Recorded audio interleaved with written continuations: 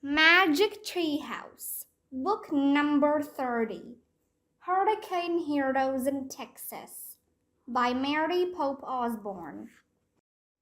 Chapter 8, Lighting the Way. "Oh my, you've saved them all," said Rose. "They saved themselves," said Mother Mary Joseph. "They all worked hard to make their way here, and they're still being brave and strong. Even some with injuries are trying to help others." "Of course," said Rose, smiling. "Texans are at their best when things look the worst." "That's true. Come with me," said Mother Mary Joseph. "I'll take you to the supplies in the front. We can find dry clothes for the baby there." "Oh, thank you," Rose said.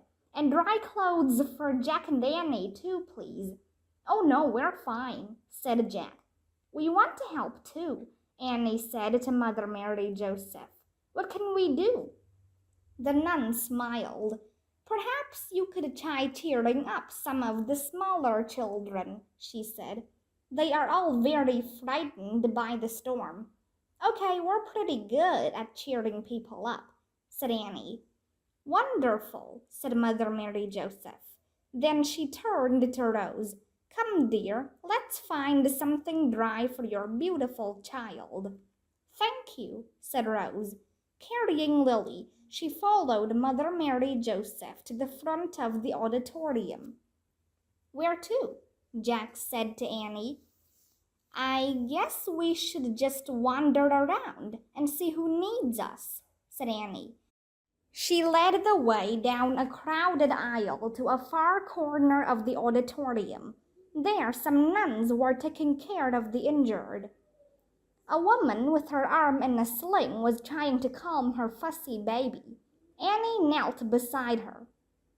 "Can I sing to your baby?" she asked the injured mother. "Maybe that will calm him down." "Oh, yes, please," the woman said. Annie picked up the baby and rocked him.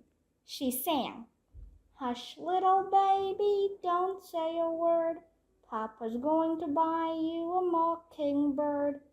The baby smiled at her. Annie kept singing, "If that mockingbird don't sing, Papa's going to buy you a diamond ring." Jack heard a faint cry from nearby. "Rose?" As Annie kept singing, Jack looked around at all the injured people. Who said Rose? He wondered. The cry came again, louder than the first one. "Rose!" Jack saw a young man lying on a blanket. His arms were bandaged. His leg was in a splint. Jack's heart pounded. He hurried over to the man and knelt down. "Are you looking for Rose?" he asked. "Rose, she's singing. Lily," the man said. "Are you Lucas?" said Jack. "Yes," the man said weakly. "Oh, wow! Hold on," said Jack. "I'll be right back." Jack hurried to Annie. She had rocked the baby to sleep, but was still singing softly. "I found Rose's husband," Jack said. "See the man over there with the hurt leg? He heard you singing that song. I heard him call Rose." Oh, said Annie. "Get Rose. Bring her here." Jack hurried to the front of the auditorium. He found Rose with Lily and Mother Mary Joseph. "Rose, we found Lucas," Jack said. "Oh," Rose cried out. She and Mother Mary Joseph followed Jack through the auditorium to the corner with all the wounded people. Annie was sitting beside Lucas now. His eyes were closed. "Lucas!" Clutching Lily, Rose fell to her knees. She touched the man's bruised face. Lily started to cry. Lucas opened his eyes. He smiled, and in a whispery voice he sang, "Hush, little baby, don't say a word. Papa's going to buy you a mockingbird." Lily stopped crying. She reached out to Lucas. He took her tiny hand and kissed it. "Papa," the baby said, and she laughed. "Oh, Lucas," said Rose. She was laughing and crying at the same time.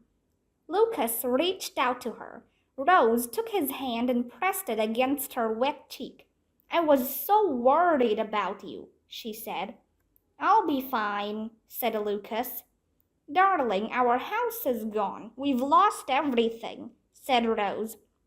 "No, we haven't," said Lucas. "We still have each other. How did you get here?" As Rose began telling Lucas about their journey, Mother Mary Joseph turned to Jack and Annie. "Rose spoke of your great courage and kind hearts," she said. "I'm glad you found the way here. I fear few others will be able to find us in the dark." "Why?" said Jack. "They will have no light to lead them. We have very little oil left for our lamps," said the nun. "We must use what we have to light the auditorium." Annie gasped. Softly she recited, "For those in the dark, adrift and astray, a single bright star can show them the way."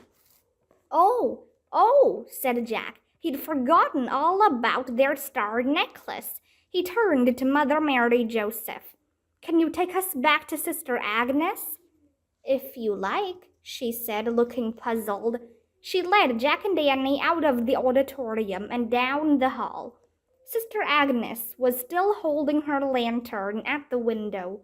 The flame was about to go out. "We have something that might help," Annie said. Annie took off the star necklace. She reached up and hooked the chain over the window frame. The star dangled in the breeze coming from outside.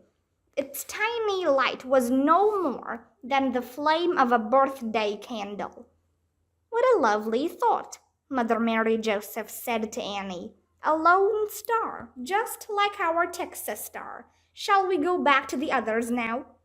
Sister Agnes gasped.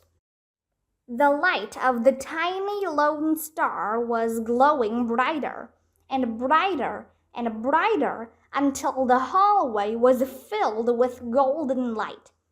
The light from the star shone through all the broken windows and down over the storm waters as far as the eye could see.